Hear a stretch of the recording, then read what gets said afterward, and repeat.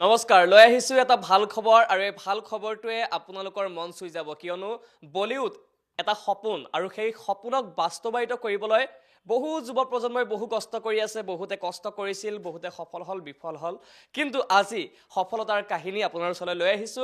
মোৰ লগত এই মুহূৰ্তত ষ্টুডিঅত উপস্থিত আছে কালিন্দী দাস এগৰাকী মোহময় অভিনেত্ৰী হোৱাৰ লগতে সুন্দৰী যুৱতী সুন্দৰ ব্যক্তিত্ব আৰু সুন্দৰ ব্যক্তিত্বৰ লগতে কালিন্দীৰ আছে এক সফল কাহিনী আৰু আৰম্ভ হৈছে এটা যাত্ৰা এই যাত্ৰা অসমৰ পৰা বলিউডলৈ সুদূৰ বলিউডলৈ আৰু বলিউডত প্ৰথমখন সিনেমা কৰিয়েই কালিন্দী আজি মোৰ সৈতে DY365ৰ ষ্টুডিঅত উপস্থিত আছে গতিকে পোন প্ৰথমবাৰৰ বাবে এই সাক্ষাৎকাৰত কালিন্দীৰ মুখেৰে আজি আপোনালোকক শুনাম বলিউডৰ কাহিনী বলিউড যাত্ৰাৰ কথা আৰু কাক কাক কেনেকৈ লগ পালে বহু কথা আছে পাতিবলগীয়া প্ৰথমতে শুভেচ্ছা জনাইছো অসমৰ সুযোগ্য সন্তান হিচাপে সুনাম কঢ়িয়াই আনিছে আপুনি কেনেকুৱা লাগিছে কি অনুভৱ আৰু ষ্টুডিঅলৈ স্বাগতম জনাইছো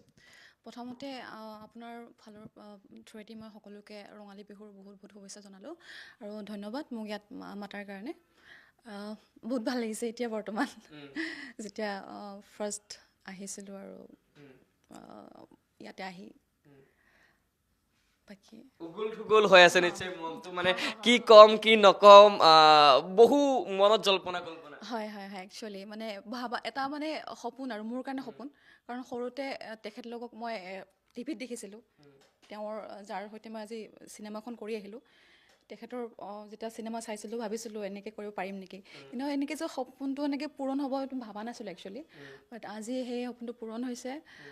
সেইটোৰ কাৰণে বহুত নিজক বহুত একচুৱেলি কষ্ট কৰিছিলোঁ বহুত বেছি কষ্ট কৰিছোঁ তাৰ ফলত আজি সেই ফলটো পাইছোঁ সেইকাৰণে বহুত সুখী মই বহুত হেপী সপোনবোৰ আচলতে এনেকুৱাই যে হঠাৎ যেতিয়া সম্পূৰ্ণ হৈ যায় পূৰণ হৈ যায় তেতিয়া যি ধৰণৰ এটা অনুভৱ মনত জাগি উঠে যি প্ৰাপ্তিৰ আনন্দ সেই প্ৰাপ্তিৰ আনন্দ প্ৰকাশ কৰিব নোৱাৰি শব্দৰে কালিন্দীৰ এই মুহূৰ্তত তেনেকুৱা এটা অৱস্থাই যে সপোন আৰু এতিয়া কথা পাতিম আপুনি কোন ঠাইত থাকে অসমৰ অকণমান মোৰ ঘৰ আপোনাৰ কুকুৰমাৰা ছয়গাঁৱত হয় ছয়গাঁৱৰ ওচৰত কুকুৰমাৰা ৩ নম্বৰ আমতলাত মোৰ ঘৰ তাতে মোৰ গোটেই ফেমিলি থাকে আৰু মই তাৰ পৰাই আহিছোঁ ছয়গাঁৱৰ ছোৱালীয়ে ছয়গাঁৱৰ যুৱতীয়ে গৈ বলিউড পালেগৈ যাত্ৰাটো কেনেকুৱা ধৰণৰ আছিল ক'ৰ পৰা আৰম্ভ হৈছিল কেনেকুৱা আৰম্ভ হৈছিল মোৰ একচুৱেলি সঁচা কথা ক'ব গ'লে মই অলৰেডি অসমত মই এক্টিং কৰোঁ মই চিৰিয়েল বহুত কৰিছোঁ ভিডিঅ' ছংছ মই জানেই মোক বহুতে জানে কিন্তু মোৰ যেতিয়া এইখন চিনেমাৰ যাত্ৰা আৰম্ভ হৈছিল প্ৰথমতে মই আৰু এখন অসমীয়া ছবি কৰি আছিলোঁ যাৰ নাম হৈছে বীৰাংগনা এইটো অলৰেডি প্ৰেছ ক্লাবত কোৱা হৈছে তাতে যেতিয়া শ্বুটিং চলি আছিলে তেতিয়া মোৰ এজনী ফ্ৰেণ্ড পিংকি শৰ্মা তাই মোক কৈছিলে কি এনেকুৱা এখন ছবি আহিছে যেন এনেকুৱা ধৰণৰ ছোৱালী লাগে কাৰণ মই জিম বেছিকৈ কৰোঁ অলপ ফাইটিং জ'ন মোৰ সেইটো ফটে হয় মই সেইবিলাক কৰি ভাল পাওঁ সেইকাৰণে বীৰংগনা বীৰংগনাটো বেলেগ সেইটো হিচাপতো লৈছিলে কিন্তু এইখনত আপোনাৰ এখন আৰ্মি বেচিছ চিনেমা হয় একচুৱেলি তো বলিউডত যোনখন কৰিছোঁ এখন আৰ্মি বেচিছ চিনেমা হয় তো সেইখনৰ কাৰণে মানে কি তেনেকুৱা ধৰণৰ ছোৱালী লাগে যিটো অলপ ৰাফ এণ্ড টাফ হয় যোনটো অলপ জিম টিম কৰে বা অলপ ফাইটিং কৰিব পাৰে আৰু সিহঁতে জানে যে মই ফাইট কৰি ভাল পাওঁ মই এইবোৰ কৰি ভাল পাওঁ মই ৰিয়েল লাইফতো ফাইট কৰি ভাল পাওঁ মই সৰুতে বহুত কৰিছিলোঁ এইবোৰ নাই নালাগে চ' তো তেনেকৈ তেতিয়া মোক পিংকি শৰ্মাই ক'লে তোৰ জনত এখন চিনেমা আহিছে তই অডিশ্যন এটা দি দে তো মই সেই অডিশ্যনটোৰ কাৰণে গ'লোঁ তেখেতে আহিলে একচুৱেলি আমাৰ বেষ্ট পাৰ্টটো হৈছে যোনটো প্ৰডাকশ্যন হাউচ হৈছে আমাৰ অসমৰ আপোনাৰ হোজাই PK ফিল্মছ হয় তো তেখেতসকল আহিলে মুম্বাইৰ গোটেই মানুহবোৰ আহিছে আহি কিনে অডিশ্যন লৈছে অডিশ্যন দিছোঁ মই এবাৰ নহয় মই 3বাৰ অডিশ্যন দিছোঁ এই কেৰেক্টাৰটোৰ কাৰণে ন' ডাউট অসমৰ বহুত ল'ৰা ছোৱালী আছে কিন্তু অসমৰ পাৰ্টখিনিতে আছে যেতিয়া অসমৰ বাহিৰত মই যেতিয়া শ্বুটিং কৰি আহিলোঁ সেইটোত অকল মোৰ আৰু এজনী ছোৱালীৰ আছিলে কিন্তু সিহঁতৰ পাৰ্টটো অকণ কম আছিলে আৰু মোৰ বেছিকলি আৰবাজ খান হওক উক্তি কাপুৰ দেৱমণি আৰিয়া যিবিলাক ডাঙৰ ডাঙৰ আপোনাৰ অভিনেতা অভিনেত্ৰী আছে তেখেতসকলৰ ছেইম কেৰেক্টাৰ এটা মোৰো আছিলে তো সেইটোৰ কাৰণে একচুৱেলি অলমষ্ট লিড কেৰেক্টাৰ কাৰণ আপোনাৰ এজ এ IV অফিচাৰ চবেই সেই বস্তুটো কৰিছে তেখেতসকলৰ লগতো সেই বস্তু মই কৰিছোঁ আৰু তো ফৰ মি মোৰ কাৰণে এইটো বহুত ডাঙৰ কথা মই আৰবাজ খানক এনেকৈ ওচৰৰ পৰা চাইছোঁ নহয় is a very kind person actually যেতিয়া ছেটত আহে নিজে কয় তোমাৰ নামটো কি মই কৈছোঁ কালিনী কৈছোঁ it's a very unique name আচ্ছা হাই ফাই কৰিছে চবেই বহুত ডাউন টু আৰ্থ উক্তি কাপুৰ তেখেতো বহুত ফেমাছ তেখেতৰ বহুত ভাল ভাল মানে কি চিৰিয়েল আহে আপোনাৰ তো তেখেতেও বহুত মোক ভালকৈ শিকাইছে কি তুমি এনেকৈ কৰা চ' আই এম চ' হেপ্পী আৰু ফাইনেলি ইমান 8 years লাগিছে মোৰ অসমৰ পৰা বলিউডত যাবলৈ একচুৱেলি বহুত কষ্ট কৰিছে ন' ডাউট ঘৰৰ মানুহ জানে তো আজি ফাৰ্ষ্ট কষ্টটো দিছোঁহে এতিয়াও ইমান সফল হোৱা নাই যদি ফাৰ্ষ্ট জাষ্ট এণ্ট্ৰি কৰিছোঁ আশা কৰোঁ আগলৈ আৰু যাব পাৰোঁ আৰম্ভণি হৈছে যেতিয়া আগুৱাই যাব লাগিব আগুৱাই যাব বুলি আমাৰ বিশ্বাস আছে আমি সকলোৱে প্ৰাৰ্থনা কৰিম যে কালিন্দী আগুৱাই যাওক আৰু আজি আৰবাজ খান কাইলৈ আৰু বহু জনপ্ৰিয় অভিনেতা অভিনেত্ৰীৰ সৈতে একেলগে কাম কৰক কালিন্দী ইতিমধ্যে আগুৱাই গৈছে জানিব বিচাৰিছোঁ যিহেতুকে কৈছে যে এখন সুন্দৰ ছবি আৰবাজ খানৰ লগত আপুনি কৰিছে যিটো প্ৰিয় কাম আপোনাৰ সেই প্ৰিয় কামটোৰ শ্বুটিং হ'লনে নাই মোৰ প্ৰিয় কাম হৈছে ফাইটিং জন অভিয়াছলি হয় আছে এইখন চিনেমাত আপুনি এই বহুত ধৰণৰ অলপ থ্ৰিলাৰ দেখিব পাৰিব ফাইটিং জনো আছে বহুত যেতিয়া ৰিলিজ হ'ব তো ডেফিনেটলি